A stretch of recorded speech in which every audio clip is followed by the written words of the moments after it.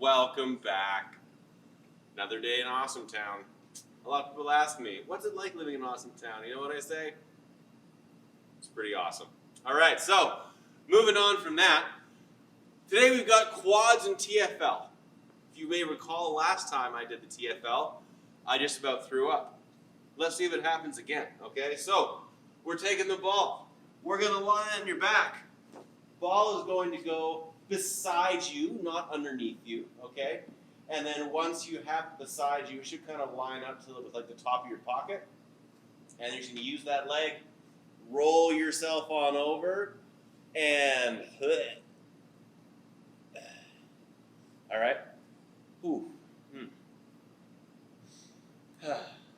Yep, trying to find words. Okay, so you are just trying, a lot of us are going to be pretty tight in there. If you're getting like lots of lateral knee pain, this is the one for you, 100%, okay? If your TFLs are super tight, it's going to, even though your TFL does not go all the way down and insert on your knee, it is going to be one of the reasons that you have super tight IT bands or really tight lateral quads, okay? One of those chicken for the egg things, all right? So roll the crap out of your TFL and you will instantly get knee pain relief, okay? No, you're not going to get knee pain from it. Shut up, Chris. All right? So once you are kind of like a bit more comfortable in this position, like you'll be able to notice that I'm able to formulate sentences. Therefore, it's feeling better. Found the new spot, okay? What you can start to do is crank it up a notch, and you can so much. You can try and lift, your leg off the ground, shite. And it's just that easy, all right? It's just that easy. So if you are not getting a lot out of this when you're just in this resting position, lifting your bottom leg is going to really ramp things up quite a bit, okay? And yeah, that's going to be it. So once you wipe away your tears, then you can change sides and give it a rip on the other side. You may find a pretty substantial difference from side to side, but you also might not. So I can't promise anything. So from there, we're going to go into our quads, all right? And we've done this one a fair amount. And like I've really found over the past like few months that this one helps a lot with tightness in the quads. And it doesn't feel like you're cranking on any joints too much, which is nice. So just going into that basic lunge position, if you have like a broomstick or a post or something like that to push down on, this is going to give you a bit more oomph, all right? But what we're looking to do, get you into this position, you're squeezing the butt on your down knee.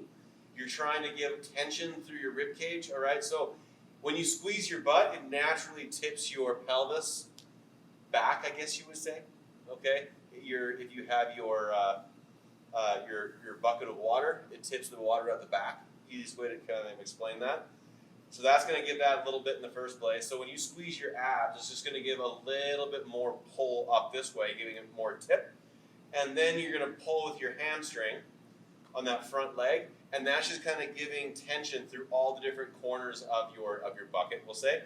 All right? And then what that's going to do is it's just going to put a ton of tension up through your quads and even up into your psoas there, okay? Especially if you're pressing down on that broomstick, you'll feel like that stretch even comes up into here, okay? Just hanging out and breathing in this position is going to be a much more progressive stretch that you can kind of get more of by pushing harder on that broomstick. And you don't get that same cranking on the knee like you would if you were to do like a couch stretch, okay? So if you were to have that foot up on a couch or up on the wall, that knee angle will get cranked all the way into kind of like terminal knee flexion, and kind of pisses off the knee, part of the kneecap, okay? So it's a little bit nicer. And this guy, you can kind of hang out there for 2 minutes aside, and you should be able to get a real good release as you go through it. You can even kind of get into a bit more contract, relax in that position where you're driving that toe down into the floor and relaxing, drive it down, relax, just to get fatigue in the quad. As the quad fatigues, it'll slowly start to let that stretch kind of sink into it, okay? So you're looking for 2 minutes per side on that one, and Bob's your uncle, okay? Let's get into some strength work. Let's see if I can get this again. Yes! I missed it that time. I missed it. Okay. Split squats. Double barrel split squat also will be written as 1.5 split squats, okay? So you get yourself into your setup position, all right? You are going to go all the way down, up a bit, back down, and all the way up. That's 1, okay? If you are holding on to a dumbbell, you're gonna have your dumbbell on your back leg side, and if you're having to, if you have 2, then just hold normally, okay? When we're doing this, let's try and keep our torso tall, okay? A tendency that we'll see in this one is leaning forward, okay? And that really blows off a lot of tension through that hip. And when we blow off tension to the hip, we lose the stretch. And if we lose the stretch, you suck.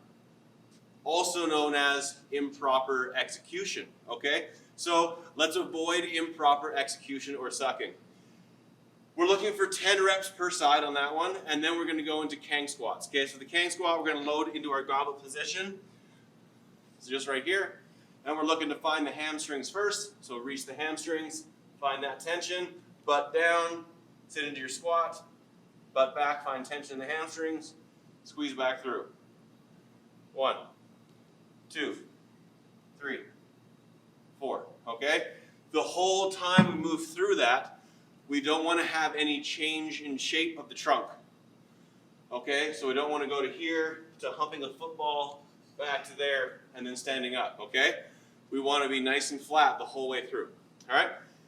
We're doing 4 sets through our split squats and our Kang squats, and then we can progress into our conditioning, sweaty time. So, 12-minute AMRAP today, nice and simple. 12 alternating dumbbell clean and jerk. All right, so from the floor, shoulder overhead. Okay. Then 12 V-Situps.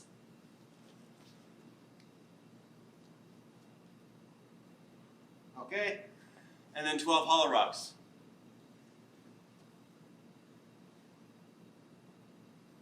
All right. So simple movements that will all work together to smash thy soul, okay? Get out there, guys. Have a good, hard 12 minutes, and we'll see you tomorrow.